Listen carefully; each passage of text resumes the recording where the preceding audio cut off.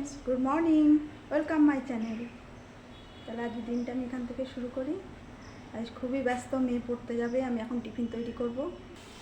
সকালে টিফিনে আমি আজ চাউমিন করছি, মেয়ে পড়তে যাবে, খেয়ে যাবে, আর টিফিনও নিয়ে যায় একটু।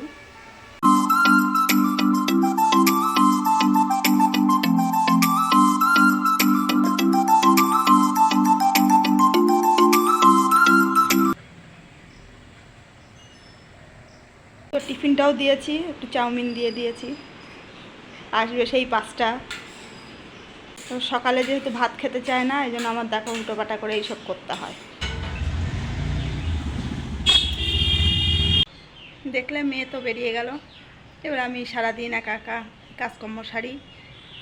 আজকে পুজো হয়নি, স্নান করে পুজো করব, তারপরে রান্নাবান্না করব। সকালে টিফিন করা আমাদের সবার হয়ে গেছে, এবার আমি রান্না করব, দেখি কি রান্না করি। বাজারে গেছে, দেখি কি নিয়ে আসে। চলো আমি রান্নাটা করে নিই। দেখো বাজারও হয়ে গেছে, মাছ এনেছে, মাছটা আলু কলা দিয়ে ঝোল হবে। আর কলমি শাক সেদিনকে এনেছিল, একটাটি রেখে দিয়েছিলাম, সেইটা দিয়ে আলু বেগুন দিয়ে ঘন্ট করব বড়ি দিয়ে। তাহলে রান্নাটা করে নিই। দেখো শাকটা আমি বসিয়ে দিয়েছি, আর এখানে আলু কলা দিয়ে মাছ এনেছে, মাছের ঝোল করব। কলমি শাকের ঘন্ট হয়ে গেছে, মাছের ঝোলও হয়ে গেছে আলু কাঁচকলা দিয়ে। আর এদিকে আমি ভাত বসিয়ে দিয়েছি।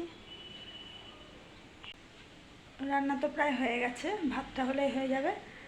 এখন রান্নাঘর ক্লিন করা বাকি, অনেক বাসন টাসন রয়েছে বেসিনে, সেসবগুলো ক্লিন করব, করে নিজেও একটু ফ্রেশ হব। আমার সন্ধে দেওয়া হয়ে গেছে, এখন একটু বসে আছি চুপচাপ, কি করব।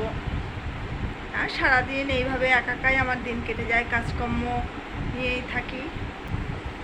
মেয়ে ওর পড়াশোনা নিয়ে ব্যস্ত, সারাদিন প্রাইভেট পড়া, তারপরে কলেজ, এই নিয়েই কেটে যায়। আর আমি একা বাড়িতে কাজকর্ম এই নিয়েই থাকি, হাজব্যান্ডও বাইরে বাইরে সারাদিন।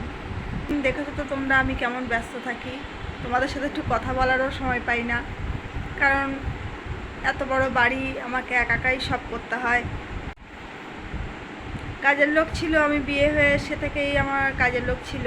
এই করোনার জন্যে কাজের লোক ছাড়িয়ে দিয়েছি, এখন নিজেই সব করে নিই, অসুবিধা হয় না সারাদিন। আর তো বাইরে থেকে তো কোথাও বেরোই না, বাড়ির মধ্যেই সারাদিন থাকি। বাড়িটা আমার একদমই পছন্দ না, কারণ এত বড় বাড়ি, একা সারাদিন ধরে সেই চিড়িয়াখানায় বন্দি থাকার মতো। আমার পাশে জায়গাটা দেখেছো, পাঁচিল দেওয়া জায়গা, প্রথমে ওই জায়গাটা কিনেছিল যে ওখানে বাড়ি করবে, তারপরে এই বাড়িটা যখন বিক্রি হয় এই বাড়িটা কিনে নেয়।